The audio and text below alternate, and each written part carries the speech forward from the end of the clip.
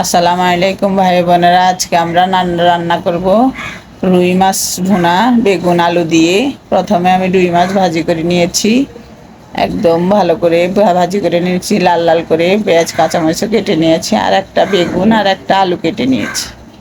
এবার আমি তেলে কড়াই বসিয়ে তেল গরম দিয়ে পেঁয়াজ কাঁচামরিচ দিয়ে দিলাম, একটু রসুন বাটা দিলাম, একদম অল্প মশলা আমি রান্নাটা করব। একটু ভেজে এবার আমি হলুদ দিলাম, গুঁড়ো মরিচ দিলাম, দিয়ে আর একটু নেড়ে নেব।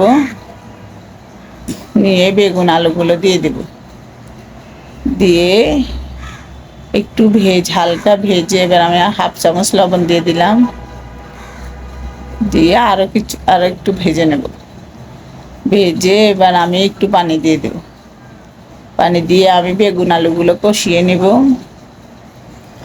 ঢাকনা দিয়ে দিলাম, 2 মিনিটের মতো আমি কষিয়ে নিয়েছি। এবার আমি ঢাকনাটা উল্টে বেগুন আলুগুলো নেড়ে দিয়ে আর একটু পানি দিয়ে দিলাম, দিয়ে এবার মাছগুলো দিয়ে দিলাম, দিয়ে মাছগুলো বসিয়ে দিয়ে আমি ঢাকনা দিয়ে দিলাম।